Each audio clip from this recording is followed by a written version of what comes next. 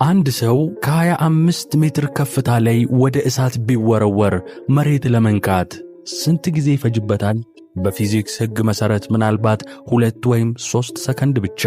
ለእሳት ይህቺ 3 ሰከንድ በቂ ናት። ሰውነትን ለማክሰል፣ ደምን ለማፍላት፣ አጥንትን ወደ አመድነት ለመቀየር የእሳት ምላስ ሰከንድ አይፈጅበትም።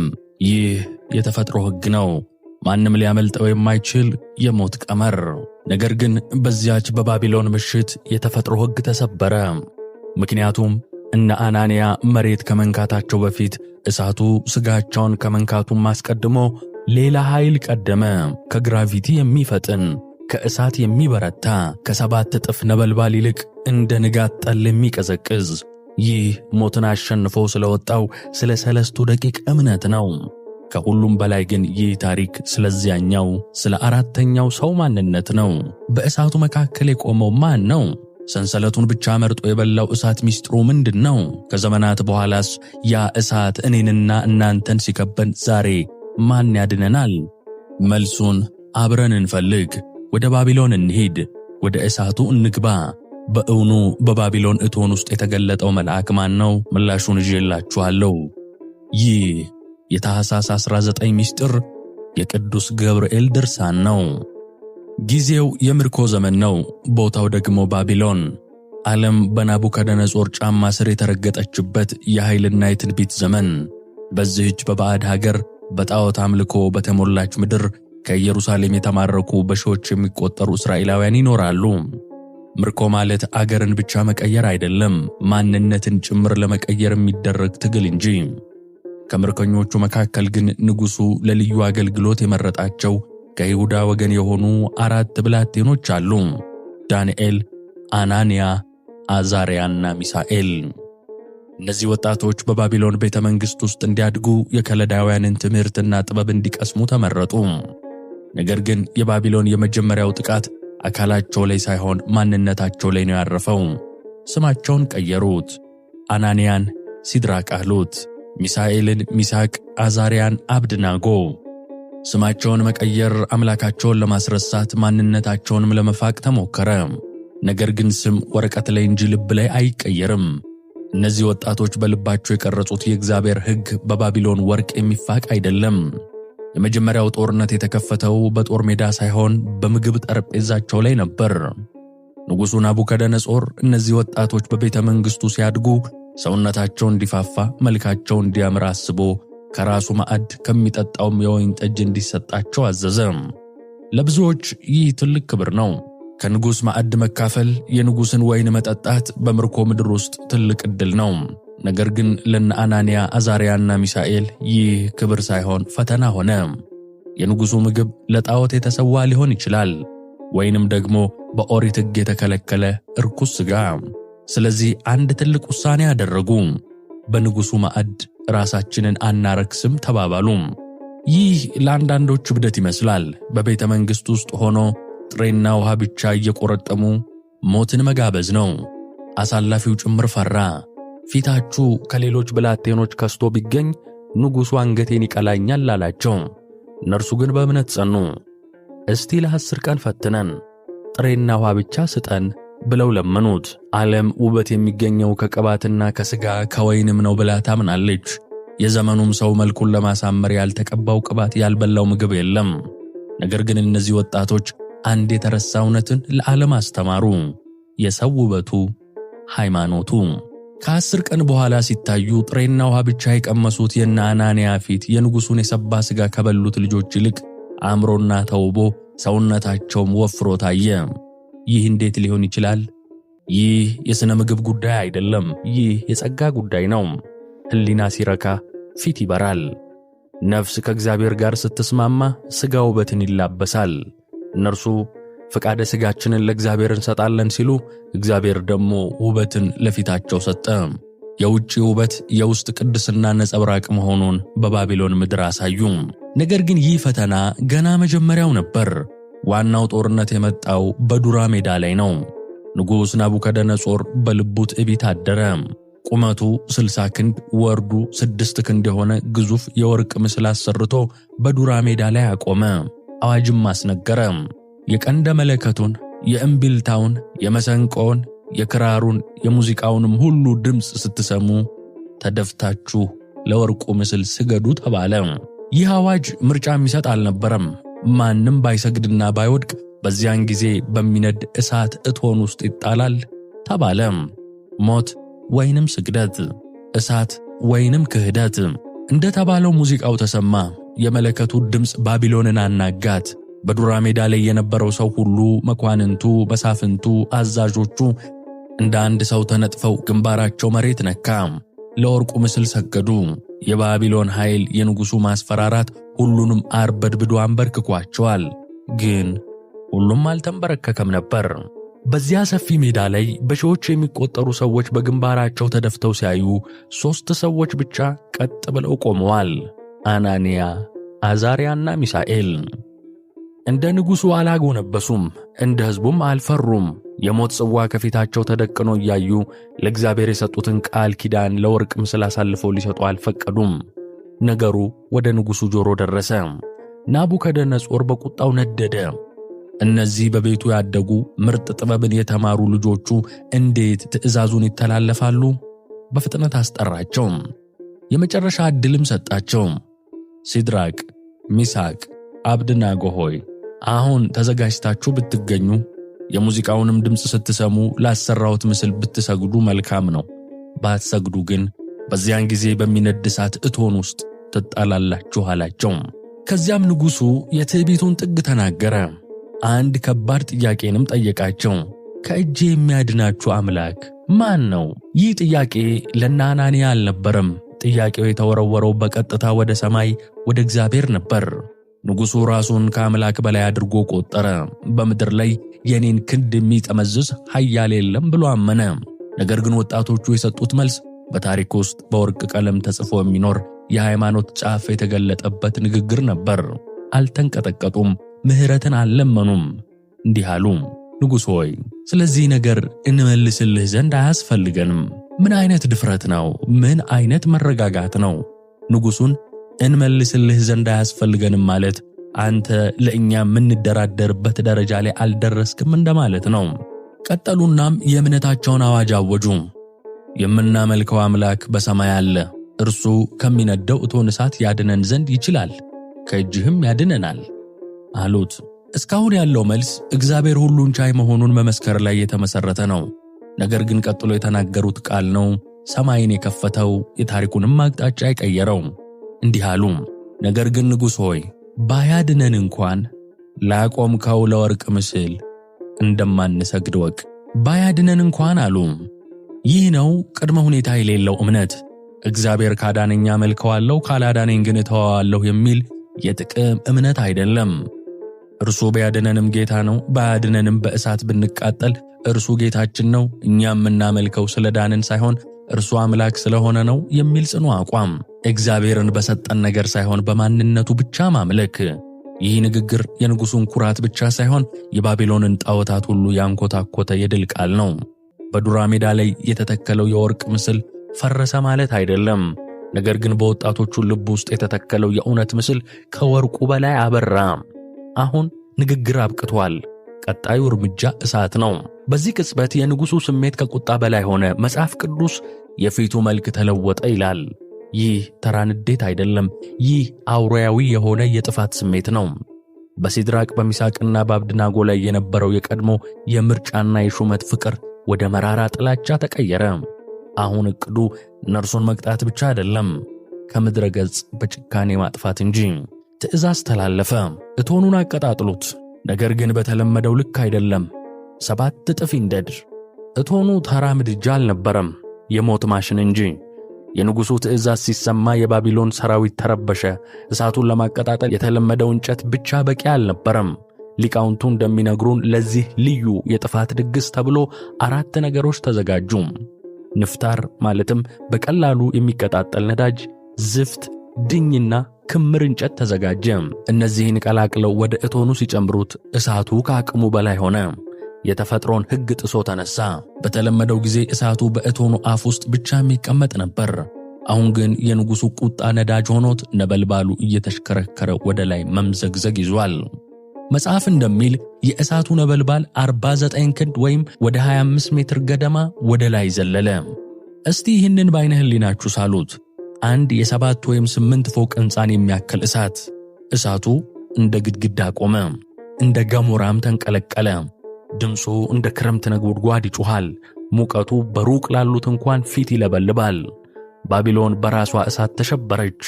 ይህ እቶን አሁን ሰዎችን ለመቅጣት ሳይሆን ሲኦልን በምድር ላይ ለመፍጠር የተዘጋጀ ይመስላል።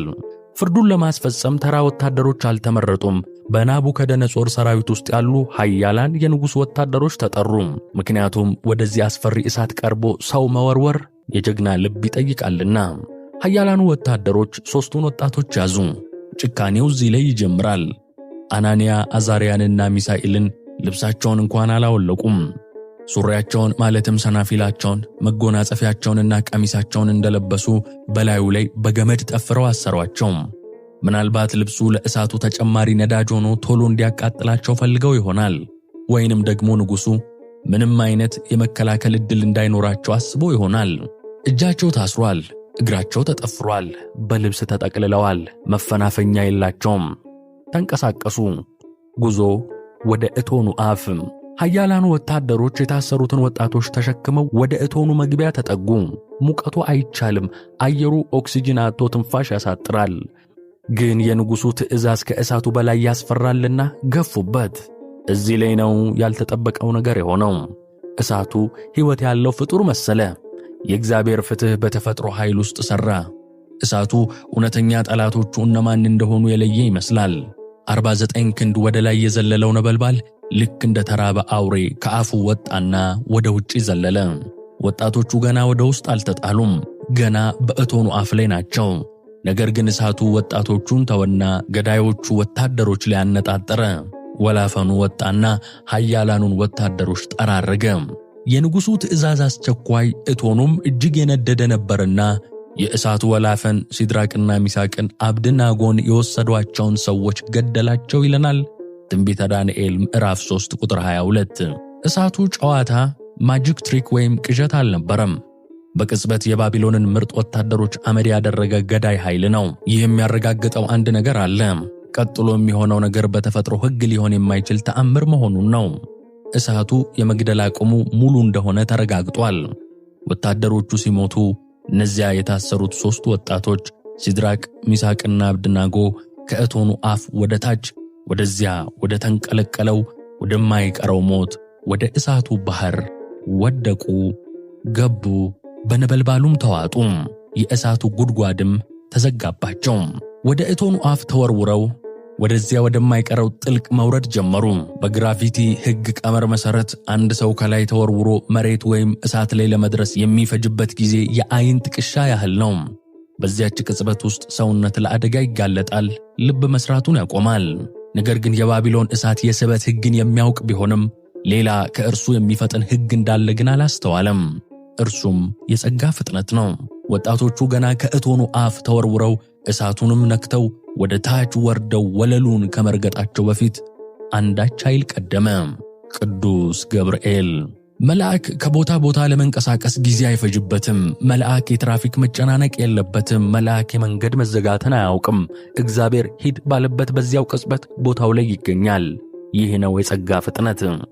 ልጆቹ አየር ላይ እያሉ ገና እሳቱ ልብሳቸውን ሊነካ ሲዘረጋ የመላእክት አለቃ ቅዱስ ገብርኤል በመካከላቸው ቆመ። የ49 ክንድ ወደ ላይ የዘለለው እሳት እየጮኸ ነው፣ እንደ አውሬ እያጋሳ ነው። ነገር ግን 3 ወጣቶች ያረፉበት ቦታ ላይ የሆነው ነገር ከዚህ የተለየ ነበር። ተአምር ተፈጠረ። መጽሐፍ ቅዱስ በሚያስደንቅ ቃል ይገልጠዋል። የእሳቱን ነበልባል እንደ ንጋት ውርጭ አደረገው ይለናል። እስኪ ይህንን ምስል አስቡት። በዙሪያቸው ያለው እሳት ብረት የሚያቀልጥ ነው፣ ድንጋይ የሚያፈነዳ ነው። ነገር ግን በመሃል ቅዱስ ገብርኤል በቆመበት ክልል ውስጥ አየሩ ተቀየረ። እንደ ንጋት ጠል ቀዘቀዘ፣ እንደ ውርጭ በረደ። ከውጭ ለሚመለከተው ሰው ቦታው ሲኦል ነው፣ ወደ ውስጡ ለገቡት ግን ገነት ሆኗል። ከውጭ ለሚሰማው ሰው የነበልባሉ ጩኸት ያስፈራል፣ ውስጡ ላሉት ግን ፍጹም ጸጥታና ሰላም ሆኗል። ቅዱስ ገብርኤል እሳቱን አላጠፋውም። እሳቱ አሁንም እየነደደ ነው። ነገር ግን እሳቱ የሚያቃጥል ባህሪውን እንዲያጣ አደረገው። ይህ ታላቅ ትምህርት ነው። እግዚአብሔር ሁል ጊዜ መከራውን ከመንገዳችን ላይ አያጠፋውም። ነገር ግን መከራው ውስጥ ገብቶ መከራው እንዳያቃጥለን ያደርጋል። እሳቱ አለ ግን አይነካንም። ችግሩ አለ ግን አይጎዳንም። እዚህ ላይ ግን እሳቱ አንድ አስደንጋጭ ነገር አደረገ። እሳቱ ምርጫ ነበረው። እሳቱ የሚበላውንና የማይበላውን ለየ። ወጣቶቹ ሲገቡ እጃቸውና እግራቸው በናቡከደነጾር ገመድ ተጠፍሮ ታስሮ ነበር። እሳቱ ወደ እነርሱ ሲቀርብ ለስላሳውን የሰውነት ቆዳቸውን አልነካም። የራስ ፀጉራቸውን አንዲት ዘለላ አላቃጠለም። የለበሱትን መጎናጸፊያም አልነካም። ነገር ግን ያሰራቸውን ጠንካራ ገመድ በላ። ይህ እንዴት ያለ ድንቅ ነገር ነው! እሳቱ የባቢሎንን እስራት ፈታላቸው። ሰንሰለቱን በጣጠሰው ነፃ አወጣቸው። ነገር ግን ልጆቹን እንደ ዓይኑ ብሌን ጠበቃቸው። የእግዚአብሔር ፍትሕ እንዲህ ነው። የሚቃጠለው ኃጢአታችን እንጂ ማንነታችን አይደለም። የሚጠፋው እስራታችን እንጂ ነፍሳችን አይደለም። እግዚአብሔር በመከራ እሳት ውስጥ የሚያሳልፈን እኛን ለማጥፋት ሳይሆን እኛን ጠፍሮ ያሰረንን የክፋት ገመድ እንዲበጠስ፣ ድካማችን እንዲቃጠል፣ ትዕቢታችን እንዲጠፋና ነፃ ወጥተን እንድንቆም ነው። ወደቁ ግን አልተሰበሩም። ተወረወሩ፣ መልአኩ አቀፋቸው። ለመቃጠል ገቡ፣ ነገር ግን ነፃ ወጡ። አሁን በዚያ በሚያስፈራ እቶን መካከል ማንም ሊገምተው የማይችል ነገር እየሆነ ነው። የተወረወሩት እንደ ሬሳ ወይም እንደ እንጨት ጥቅል ነበር። አሁን ግን በእሳቱ መካከል ይረማመዳሉ፣ ይዘምራሉ፣ ይተነፍሳሉ። ቅዱስ ገብርኤል ክንፉን ዘርግቶ እንደ ድንኳን ሸፍኗቸዋል። በዙሪያቸው ያለው እሳት ግድግዳ ሆኖላቸዋል። ናቡከደነጾር ሊገድላቸው ያነደደው እሳት አሁን ከውጭ ካለው ዓለም የሚለያቸውና የሚጠብቃቸው የእሳት አጥር ሆኖላቸዋል። ጠላቶቻቸውን የበላ እሳት ለእነርሱ ግን ወዳጅ ሆነ። ምክንያቱም እሳቱ ጌታውን ያውቃል። እሳቱ የፈጣሪውን አገልጋይ ያከብራል። በዚያ ቅጽበት የሞት ጉድጓድ ወደ ቤተ መቅደስነት ተቀየረ። ለለቅሶ የተዘጋጀው ቦታ የምስጋና አዳራሽ ሆነ። ይህንን ምስጢር ወታደሮቹ አላዩም። ሕዝቡ በሩቅ ቆመዋል። ነገር ግን አንድ ሰው ሁሉንም ነገር ተመለከተ። ንጉሥ ናቡከደነጾር። ይህ ንጉሥ ሊያየው ያልጠበቀውን ሊያምነው የማይችለውን ነገር አየ። 3 ሰዎችን ወርውሮ አሁን ግን 4 ሰዎችን እያየ ነው። ንጉሥ ናቡከደነጾር ተደነቀ። ፈጥኖም ከመቀመጫው ተነሳ። ዓይኑን ማመን አቃተው። እሳቱ ይንቀለቀላል፣ ግን የሚጮው ሰው የለም። የሰውን ሥጋ የሚበላው እሳት አሁን ዝም ብሏል። ወደ አማካሪዎቹ ዘወር አለና ጠየቀ። እኛ 3 ሰዎችን አስረን በእሳት ውስጥ ጥለን አልነበረምን? እነርሱም ንጉሥ ሆይ እውነት ነው አሉት። ንጉሡ ግን ወደ እቶኑ እየጠቆመ የታሪክን አቅጣጫ የሚቀይር ታላቅ ምስክርነት ሰጠ። እነሆ እኔ የተፈቱ በእሳቱም መካከል የሚመላለሱ 4 ሰዎችን አያለሁ፣ ምንም አላቆሰላቸውም አለ። 4 ሰዎች፣ የተጣሉት 3፣ የታዩት ግን 4። ይህ 4ኛው ሰው ማን ነው? ከየት መጣ? እንዴትስ እሳት ውስጥ ገባ? ብለን እንጠይቅ። ናቡከደነጾር የዚህን 4ኛ ሰው ማንነት ለመግለጽ ቃላት አጠረው። በባቢሎን አማልክት ዕውቀት ይህንን መግለጽ አይቻልም። በመጨረሻም እንዲህ አለ። የ4ኛው መልክ የእግዚአብሔርን ልጅ ይመስላል ብሎ ደመደመ። ይህ አነጋገር በዘፈቀደ የተነገረ አይደለም። ይህ ትልቅ መለኮታዊ መገለጥ ነው። ሊቃውንት እንደሚነግሩን እሳቱን ለማቀዝቀዝ የወረደው የመላእክት አለቃ ቅዱስ ገብርኤል ነው። ገብርኤል ማለት ሰው የሆነ አምላክ ወይም አምላክ ወሰብ ማለት ነው። ስሙ የጌታውን ሰው መሆን ይሰብካል። ስለዚህ ቅዱስ ገብርኤል በዚያ እቶን ውስጥ ሲቆም የጌታን ክብርና አምሳል ተላብሶ ነው። ናቡከደነጾር በጣዖት አምልኮ የጨለመ ልቡ በዚያ ቅጽበት በራለት። ገና በቤተልሔም በረት ሳይወለድ፣ ገና በዮርዳኖስ ወንዝ ሳይጠመቅ ክርስቶስን በምስጢር አየው። በቅዱስ ገብርኤል አገልግሎት በኩል እግዚአብሔር ለአረማዊው ንጉሥ ተገለጠ። ይህ የሚያሳየን ታላቅ እውነት አለ። እግዚአብሔር ልጆቹ ወደ እሳት ሲወረወሩ ዝም ብሎ አይመለከትም። ዝናብ ብቻ ልኮ አያጠፋም። ንፋስ ብቻ ልኮ አያቀዘቅዝም። እርሱ ራሱ በመላእክቱ በኩል ወደ እሳቱ መሃል ይገባል። በውሃ ውስጥ ባለፍክ ጊዜ ካንተ ጋር ነኝ፣ በጋን በኩል ባለፍክ ጊዜ አያሰምጥህም፣ በእሳት ውስጥ በሄድክ ጊዜ አያቃጥልህም የተባለው ቃል ኪዳን በናቡከደነጾር ዓይን ፊት ተፈጸመ። 4ኛው ሰው እርሱ የጎደለውን የሚሞላ፣ እርሱ ብቻችንን ስንሆን አብሮን የሚቆመው ነው። እርሱ በሲኦል መሃል ገነትን የሚተክለው ነው። ናቡከደነጾር ሊያጠፋቸው ያዘጋጀው እሳት የእግዚአብሔር ልጅ ክብር የሚታይበት መድረክ ሆነ። ንጉሡ ፈራጅ ነበር፣ አሁን ግን ምስክር ሆኗል። ወደ እሳቱ ከመመለሳችን በፊት እዚህ ላይ ቆም ብለን አንድ እውነትን ማጥራት አለብን። ይህ ታሪክ በቤተ ክርስቲያናችን ሲነገር አንዳንዴ ቅዱስ ገብርኤል እሳቱን አጠፋው ይባላል። በሌላ ጊዜ ደግሞ ድርሳነ ሚካኤልን ስናነብ ቅዱስ ሚካኤል ወርዶ አዳናቸው የሚል እናገኛለን። አንዳንዶች ደግሞ ቅዱስ ራጉኤል አዳናቸው ይላሉ። ይህ ብዙዎችን ግራም ያጋባ ነው። ለመሆኑ ያዳናቸው የትኛው መልአክ ነው? ቅዱስ ገብርኤል፣ ቅዱስ ሚካኤል ወይንስ ቅዱስ ራጉኤል? ወይንስ መጽሐፍ ቅዱስ በዳንኤል ምዕራፍ 3 ላይ እንደሚለው ስሙ ያልተጠቀሰ የእግዚአብሔር መልአክ ነውን? ይህንን ጥያቄ ለመመለስ የነገረ መለኮት ሊቃውንት የሚያስተምሩንን ጥልቅ የሆነ የመጽሐፍ ቅዱስ አተረጓጎም ዘዴ ማየት አለብን። እንደ ዲያቆን ብርሃኑ አድማስ ማብራሪያ ይህ ልዩነት መጣላት ወይም መጋጨት ሳይሆን የመላእክትን አገልግሎት ስፋትና የቤተ ክርስቲያንን ትውፊት ጥልቀት የሚያሳይ ነው። ነገሩን በሦስት ዋና ዋና ነጥቦች እንፍታው። የመጀመሪያውና መሠረታዊው መልስ ያለው በጠባቂ መላእክት ምስጢር ውስጥ ነው። መጽሐፍ ቅዱስ በግልጽ እንደሚያስተምረን እግዚአብሔር ለሚያምኑበት ሰዎች ሁሉ ከክፉ የሚጠብቋቸው ጠባቂ መላእክትን መድቦላቸዋል። እነዚህ መላእክት ከተሰጣቸው ሰው ፈጽሞ አይለዩም። ሰውየው ወደ እስር ቤት ቢገባ አብረው ይገባሉ። ወደ ደስታ ቢሄድ አብረው አሉ። ወደ ጦርነትም ቢገባ አብረው ይሰለፋሉ። ይህንን በሐዋርያት ሥራ ምዕራፍ 12 ላይ በግልጽ እናየዋለን። ቅዱስ ጴጥሮስ በሄሮድስ ታስሮ ሳለ መልአኩ መጥቶ ሰንሰለቱን ፈቶ አወጣው። ቅዱስ ጴጥሮስ ወደ ምዕመናኑ ቤት ሄዶ በሩን ሲያንኳኳ በውስጥ የነበሩት ሰዎች ማመናቀቷቸው ምን እንዳሉ ታስታውሳላችሁ? ይህማ የእርሱ መልአክ ነው እንጂ ጴጥሮስ አይደለም አሉ። ይህ የሚያሳየን ቀደምት ክርስቲያኖች የእርሱ መልአክ የሚባል እያንዳንዱ ምዕመንን የሚጠብቅ የግል ጠባቂ መልአክ እንዳለ ያምኑ እንደነበር ነው። አሁን ወደ 3 ደቂቅ እንመለስ። ወደ እሳቱ የተወረወሩት ስንት ሰዎች ናቸው ካልን 3 ናቸው። አናንያ፣ አዛርያና ሚሳኤል። እነዚህ ቅዱሳን ወጣቶች የራሳቸው ጠባቂ መልአክ የላቸውምን ካልን ምላሹ በእርግጠኝነት አላቸው የሚል ይሆናል። እንደ ቤተ ክርስቲያን ትውፊት የእነዚህ ወጣቶች ጠባቂ መላእክት ቅዱስ ገብርኤል፣ ቅዱስ ሚካኤልና ቅዱስ ራጉኤል ናቸው። ስለዚህ ወደ እቶኑ እሳት ሲወረወሩ ጠባቂ መላእክቶቻቸው ከእነርሱ ተለይተው እናንተ ብቻችሁን ግቡ አሏቸውን? በፍጹም። ጠባቂ መልአክ ከሚጠብቀው ሰው ጋር አብሮ ወደ መከራው ይገባል። ስለዚህ በዚያን እቶን ውስጥ የነበሩት 3 ሰዎች ብቻ ሳይሆኑ ቢያንስ 3 መላእክት ማለትም የእያንዳንዳቸው ጠባቂዎች አብረው ነበሩ ማለት ነው። ይህ ማለት በድርሳነ ሚካኤል ላይ ሚካኤል አዳነ ቢባል የሚካኤልን ጠባቂነትና ዳኝነት ለመግለጽ ነው። በድርሳነ ገብርኤል ላይ ቅዱስ ገብርኤል አዳነ ሲባል የቅዱስ ገብርኤልን ተራዳይነት ለማስረዳት ነው።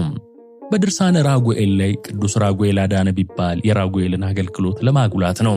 ይህ ልክ አንድ የእግር ኳስ ቡድን ዋንጫ ሲያነሳ በረኛውን ለብቻው ማመስገን፣ አጥቂውን ለብቻው ማድነቅ፣ አሰልጣኙን ለብቻው ማክበር እንደማለት ነው። አንዱን ማመስገን ሌላውን መካድ አይደለም። ሁሉም በዚያ ነበሩ። ሁሉም ድርሻ አላቸው። በተለይም ደግሞ እግዚአብሔር በብዙም በጥቂትም ማዳን አይሳነውም።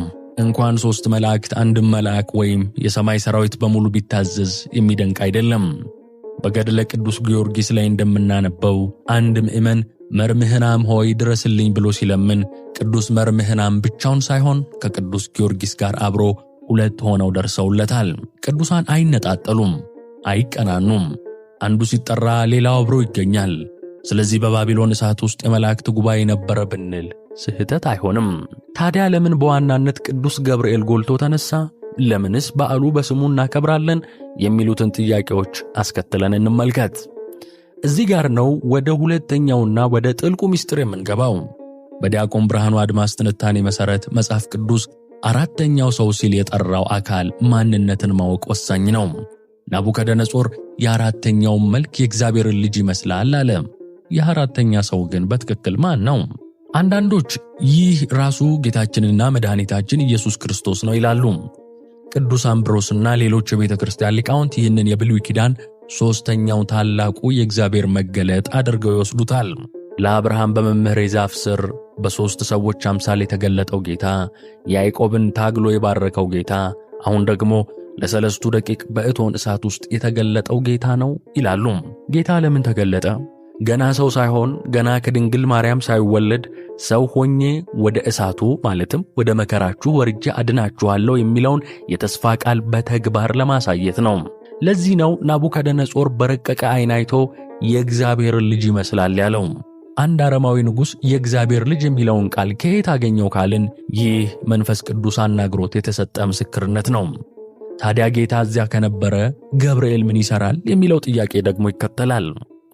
ገብርኤል የሚለው ቃል የዕብራይስጥ ትርጉም ገብር እና ኤል ወይንም ማን ኦፍ ጋድ ወይም ጋድ ኢዝ ማይ ስትሬንግዝ እንደማለት ሲሆን በግዕዙና በምስጢሩ ደግሞ ሰው የሆነ አምላክ ወይንም አምላክ ወሰብ ማለት ነው። ስለዚህ ቅዱስ ገብርኤል ገና በስሙ ብቻ የአምላክን ሰው መሆን የሚሰብክ መልአክ ነው። በዚህ ምክንያት ያን የሰው ምስል ይዞ የታየው ወይንም የጌታን መምጣት በምሳሌ የወከለውና በጌታ ትእዛዝ እሳቱን ያቀዘቀዘው ዋናው አገልጋይ ቅዱስ ገብርኤል ነው። ጌታ እንደ ንጉሥ በመሃል ቆሞ ገብርኤል እንደ አገልጋይ እሳቱን እየገራ ሚካኤልና ራጉኤል እንደ ጠባቂ ልጆቹን ከበው ይህ ሰማያዊ ሥርዓት በምድር ላይ ታየ። የዚህ ታሪክ ምስጢራዊ መልእክት የሚያሳየን ወደፊት ክርስቶስ ሰው ሆኖ ወደዚህ ዓለም ማለትም ወደ እሳቱ መጥቶ የሰውን ልጅ ማለትም ሰለስቱ ደቂቅን ከዲያብሎስ ማለትም ከናቡከደነጾር እና ከሲኦል ማለትም ከእቶኑ እንደሚያወጣቸው ነው። በዚህ ምስጢራዊ ትርጓሜ ውስጥ ቅዱስ ገብርኤል የአብሳሪነት ሚና አለው። ለድንግል ማርያም ተወልጃለሽ ብሎ ያበሰረው መልአክ እዚህም እሳቱን አቀዝቅዞ መዳን አለ ብሎ አበሰረም። ስለዚህ ክርስቲያኖች ሆይ ማን አዳናቸው ብለን ስንጨነቅ የመላእክትን አንድነት እንዳንዘነጋ። ሚካኤል የለም ማለት አይደለም፣ ራጉኤል የለም ማለትም አይደለም። ነገር ግን ቤተ ክርስቲያን ለአገልግሎቱ ቅደም ተከተልና ለበዓሉ ክብር ስትል ከምስጢረ ሥጋዌ ማለትም ከጌታ ሰው መሆን ጋር ስሙና ግብሩ የሚተባበረውን እሳቱን ወደ ጤዛነት የመለወጥ ኃይል የተሰጠውን ቅዱስ ገብርኤልን እንደ ዋና ተዋናይ አድርጋ ታቀርበዋለች። ናቡከደነጾር በመጨረሻ ላይ ምን አለ ወደሚለው ጥያቄ እንለፍ። መልአኩን ልኮ ባሪያዎቹን ያዳነ አምላክ ይባረክ አለ ንጉሡ። እርሱ አንድ መልአክ አይቶ ሊሆን ይችላል፣ ወይንም የመላእክትን አለቃ አይቶ ሊሆን ይችላል። ለእኛ ግን ቁም ነገሩ ቁጥሩ ላይ አይደለም። ቁም ነገሩ እግዚአብሔር ለልጆቹ ከሰማይ ሰራዊት መካከል የሚፈልገውን ያህል የሚፈልገውን አይነት ፈጣን ረዳት መልአኩ ላይ ነው። ስለዚህ ምንም መጋጨት የለም። በድርሳነ ቅዱስ ሚካኤል ጠባቂያቸው ስለሆነ አዳናቸው ተባለ። በድርሳነ ቅዱስ ገብርኤል እሳቱን ስላቀዘቀዘውና የጌታን ሰው መሆን ስለሰበከ አዳናቸው ተባለ። በዳንኤል መጽሐፍ የሁሉም ጌታ የሆነው ክርስቶስ በክብሩ ተገለጠ። ሁሉም ትክክል ነው። ሁሉም እውነት ናቸው። ሁሉም የሚያሳዩን የአምላክን የማዳን ሥራ ነው። አሁን ወደ ባቢሎን እንመለስ። ከጥቂት ደቂቃዎች በፊት ወደ እቶኑ ይጣሉ ብሎ የሞት አዋጅን ያወጀው ንጉሥ አሁን በዚያው አንደበቱ የመዳን ጥሪ አደረገ። ወደ እቶኑ አፍ ቀረበና ጮኸ፣ እናንተ የልዑል አምላክ ባሪያዎች ሲድራቅ፣ ሚሳቅ፣ አብድናጎ ኑ ውጡ አላቸው። ልብ በሉ፣ ንጉሡ የሰጣቸውን የባቢሎንን ስም ማለትም ሲድራቅ፣ ሚሳቅ፣ አብድናጎ እየጠራ ቢሆንም የሰጣቸውን አዲስ ማዕረግ ግን አስተውሉ። የልዑል አምላክ ባሪያዎች አላቸው።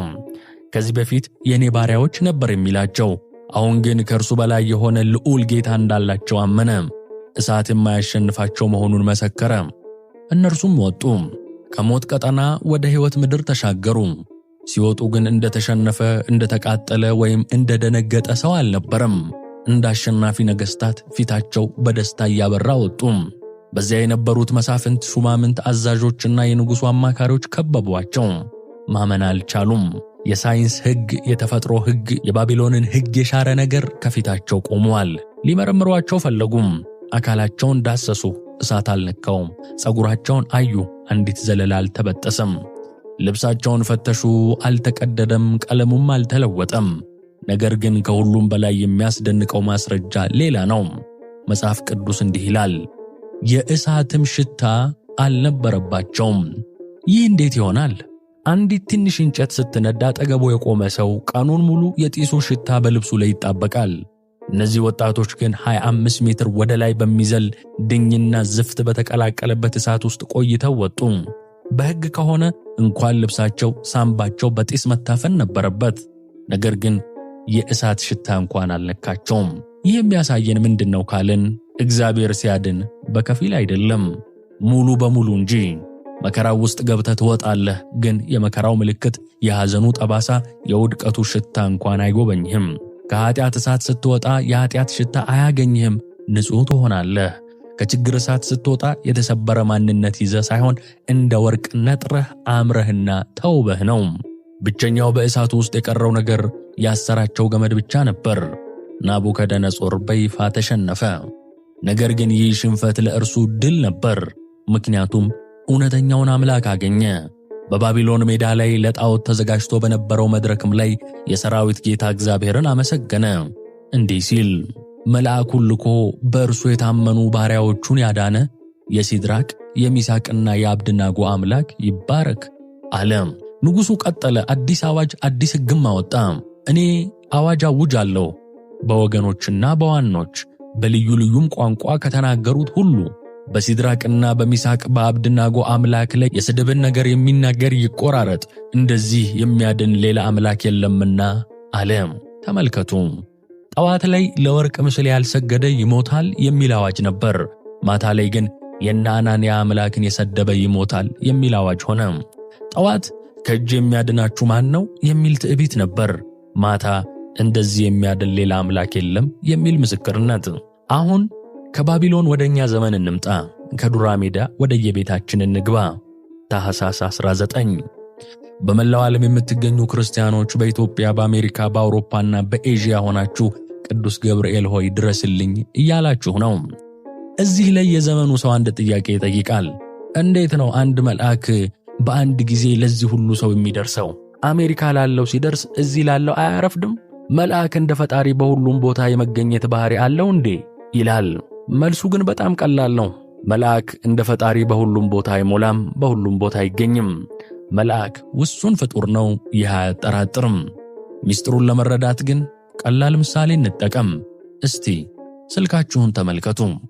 በከተማችሁ ውስጥ አንድ የኔትወርክ ታወር ይተከላል። ይህ ታወር በአካል ያለው እዚያ የቆመበት ቦታ ላይ ብቻ ነው። ነገር ግን የዚያ ታወር ሽፋን ከቨሬጅ ኤሪያ ከተማውን በሙሉ ያዳርሳል። አንተ ቤትህ ሆነ ስትደውል፣ ጓደኛ ካፌ ሆኖ ሲደውል፣ ሌላው መንገድ ላይ ሆኖ ሲደውል ታወራላችሁ። ቆይ አንዱን ላስተናግድ አይልም። የሲግናል አቅሙ ሰፊ ስለሆነ በሚሊዮን የሚቆጠሩ ሰዎችን በአንድ ጊዜ ያስተናግዳል። የቅዱስ ገብርኤልም አገልግሎት እንደዚሁ ያለ ነው። እግዚአብሔር የሰጠው ጸጋ ወይም ሽፋን ዓለምን ይሞላል። እርሱ በአካል ራማ ወይም በሰማይ ሊሆን ይችላል።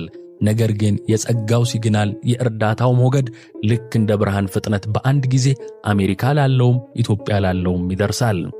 ለዚህ ነው የኔትወርክ መጨናነቅ ሳይፈጠር ሁላችንም በአንድ ጊዜ ቅዱስ ገብርኤል ብለን ስንጠራው የሚሰማን። ኔትወርኩን የዘረጋው እግዚአብሔር ነው። ታወሩ ቅዱስ ገብርኤል ነው።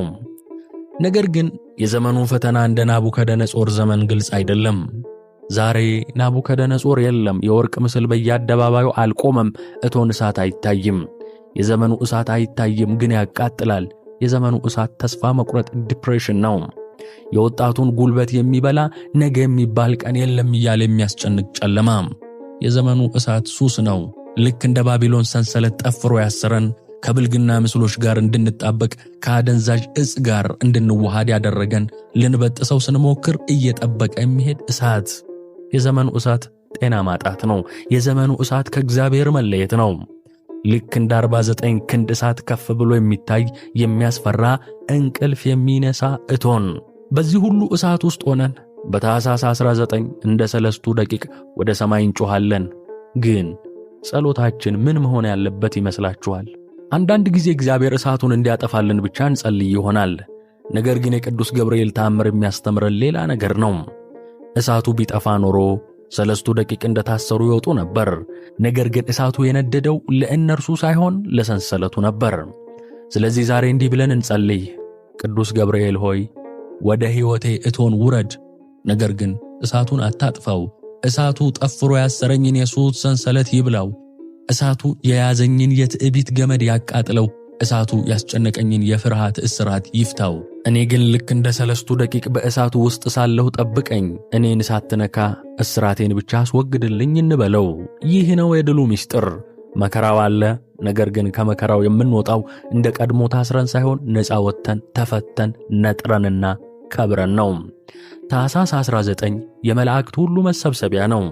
በዚህ ቀን ቅዱስ ገብርኤል በዙፋኑ ፊት ይቆማል። ስለኛ ይማልዳል። ስለ ሀገራችን ሰላም፣ ስለ ሰብላችን በረከት፣ ስለ ወጣቶቻችን ብርታት፣ ስለ ታመሙ መዳን ከፈጣሪው ምሕረትን ይለምናል። እርሱ ለናቡከደነጾር እንደተገለጠ ዛሬም ለጨለመባቸው ሁሉ ይገለጣል። የባቢሎንን እሳት ያቀዘቀዘው መልአክ የዛሬውንም የጭንቀት እሳት ያቀዘቅዘዋል። የሰለስቱ ደቂቅን ሰንሰለት የፈታ የኔንና የእናንተንም እስራት ይፈታል። ስለዚህ አንፍራ፣ ባያድነን እንኳን የሚል ጽኑ እምነት ይኑረን። ነገር ግን እናውቃለን፣ እርሱ ያድናል። እግዚአብሔር ያድናል፣ መልአኩን ልኮ ያድናል። ለተጨነቀች ነፍስ ሁሉ የሰላሙ መልአክ ቅዱስ ገብርኤል እንደ ንጋት ጠል ይድረስ።